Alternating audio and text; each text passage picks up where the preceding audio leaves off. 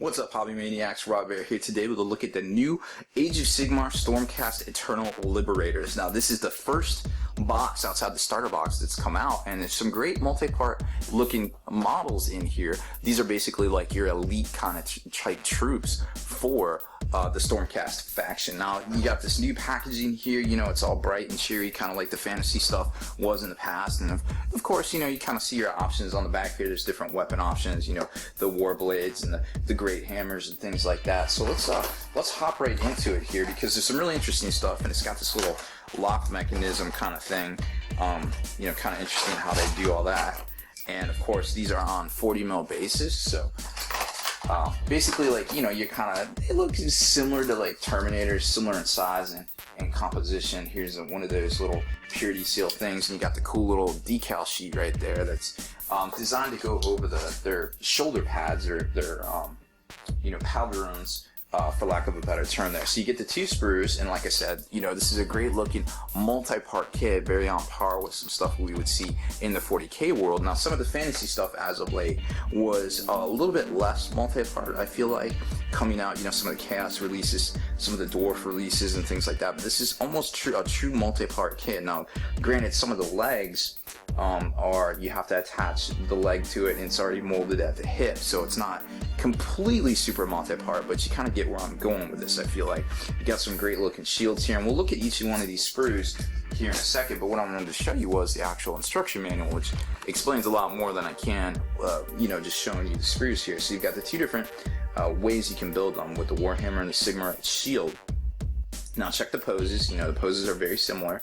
Obviously, there isn't a whole lot of multi-partness just based on what I showed you. Then you can do the pairs of Warhammers here and the Great Warhammer right there, and there's your other ways to do it. So this is the kind of stuff that you want to make sure that you follow the directions. You do all your parts together in batches, because you don't want to clip everything out and be like, uh-oh, what, you know, this number 11 has to go with this number 10. Holy crap, I didn't do that right. Where is it? All right, let me try to size it up. All right, number 11. Oh, that looks about it. Like, let me tell you what, just follow the instructions to begin with, because these kits are getting more and more complicated as they release out. So follow all the directions, you will be good to go. So this shows you how to build the basic torsos, and then it gets into the weapon options right here, where you can kind of go the interchangeable parts. You pay very close attention to some of this, because some of these, you know, you want to build the specific looks, but more importantly, you know, you don't want the hammer facing the wrong way, because it's down and then you flipped it up and you have the wrong hand on the wrong side, obviously, so that's just a big no-no. So great looking shields. Like I said, the you know, the lightning bolts and things are meant to go right here on top of the left-handed shoulder, excuse me, where is it? The blank ones. Well, you can put them in a lot of different spots, and they'll show you here in a second. So these, the actual shoulder pads go right on top there. You have choice of the, you know, the top knot for the Sergeant, the Liberator Prime, as they call it. And then you get into some of the stuff in the back here. Boom. And like I said, some of the pads are blank, so you can use that decal sheet. Then you've got the, you know, they kind of look like a backpack, but it's more like a kind of like a purity seal holder. And they're not called purity seals either. They're called a very specific term, and I remember reading it in the main rulebook with the Age of Sigmar box, but it's nowhere in the parts list, and it's nowhere on the box for the Liberators. So I'm sorry I don't have that term for you, so we'll just go with purity seals for right now. That's not what it's called. It's some sort of fancy word for scroll work, but that's, you know, it's just neither here nor there. Now, the great way to personalize these sort of things is, you know, you can always use a little pen to kind of write on some of these things. These look a little, you know, like they're sculpted actually in here. So if you want to get, you know, just kind of follow along with that. If you want to fill it in and kind of do your own thing to make it look like a purity seal, you know, you can do that too. Liquid green stuff's great for that. There's also a new product I found called Plastic Putty from Vallejo, which it only takes like an hour, maybe an hour max to dry. It dries very hard, and then you can just kind of scrape it right off. It's kind of like a latexy thing, pulls right off super easy. Great for gap filling.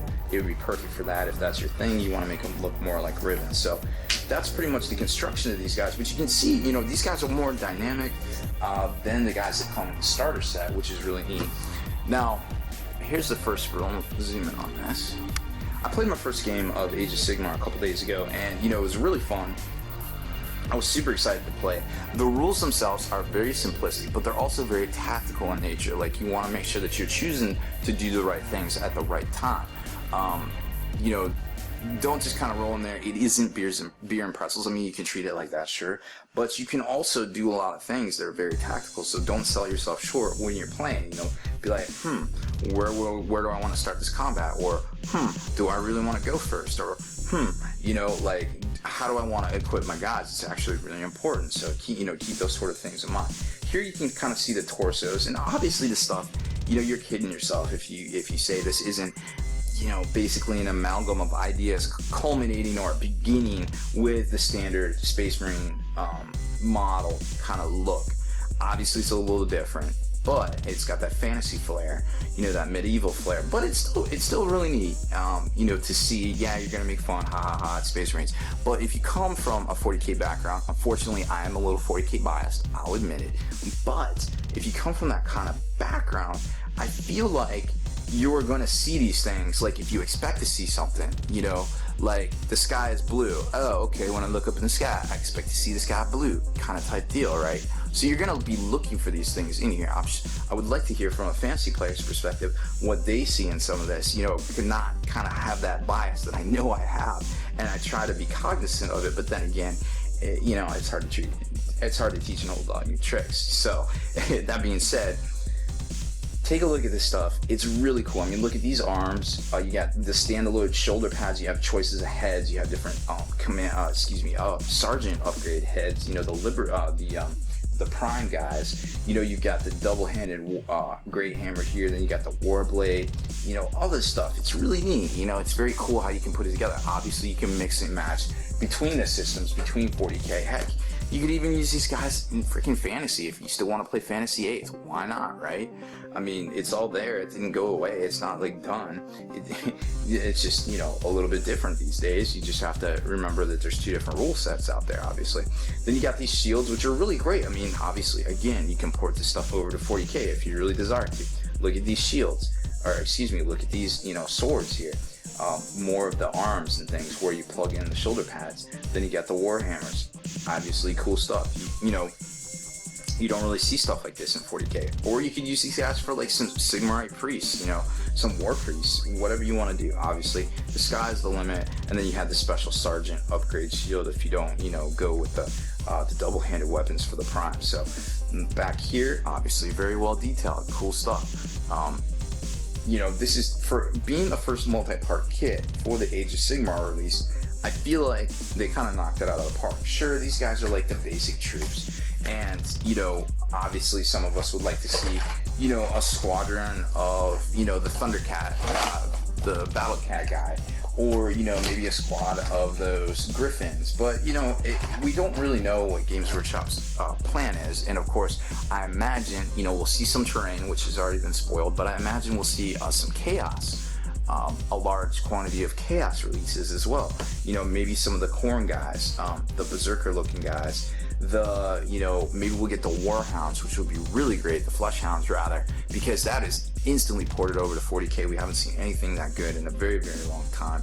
So the sky's kind of the limit here. They get this base down, and then they can kind of go back and start hashing out the, you know, cleaning up some of the factions, like, you know, maybe the Wood Elves or maybe the Dwarfs, and, you know, be like, hey, here's the new Dwarf box, but it's not really the Dwarf, it's just kind of a re-release with some bases, and then maybe you get the couple new guys that come in that faction too that are like new to the fluff. So they really have a lot of ways to go with this. I feel like they can kind of do the Xbox thing where they still support Xbox 360 and they still support Xbox One, you know, and everything's compatible together, but you get these really cool, you know, dynamic looking models now instead of the old Chaos Warriors that are all, you know, designed to rank up next to each other. But then again, if you're going to support the Xbox 360 version, you don't necessarily want to take that away, because obviously you need to rank these guys up. So it's very hard to kind of figure out what direction they want to go with these things. Maybe everything they release here on in will be, you know, backwards compatible, so to speak, with Warhammer Fantasy 8th edition. It's really hard to say, but, you know, moving forward, obviously we have a superior looking product. Very cool multi-part kits that aren't kind of, you know, sliced up kind of silly, in a silly manner, I guess, to maybe more of a traditionally technical mind, but more of like a multi-part kind of format that we're so used to over the last 20 years or so there. So they got the computers, they got the technology, obviously they have the talent. This, you know, this stuff is proven, they're really good at it. And, you know, it's a business that's been around for 40 years. So, you know, people want to talk that mess about Games Workshop, but, you know, at the end of the day, they are the kings of the castle still. And yes, it is good to have competition, but think about, you know, people are like, oh, well, you know, there's so many better games out there. Yeah, there is. But look at what these better games being out there has done for Games Workshop. The miniatures that have come out in the past 2 years are spectacular. Heads and shoulders above anything we've seen ever from them. So the competition, you know, breeds ingenuity. It breeds invention. And that is what is healthy for this very, very, very, very niche industry, I feel like. So, you know, keep all these things in mind. Try to hit it with an open mind, because this, I feel from my heart, is a very good thing for the hobby. And I think as we go forward, a lot of people are going to be tracking with that as well. Sure, there's going to be the flare-ups, the people setting their armies on fire and things like that and never playing and leaving the hobby. But then again, did you ever want to play those kind of people? So, you know, I'm not saying goodbye, sorry to see you go, but, you know, not exactly somebody I want to play, to be honest. But, you know, that being said, hey, it is what it is. Thanks for watching my video unboxing of the new Stormcast Eternal Liberators. Great kit. I can't say enough good things about this kit here. Make sure you stay in the trenches, subscribe to this YouTube channel, check out the blog, spikybitsblog.com, and head on over to thelongwar.net. That's the home of the battle ports for exclusive content, early access videos, and a ton of new exclusive discounts for veterans only. You know, become a veteran of the Long War today.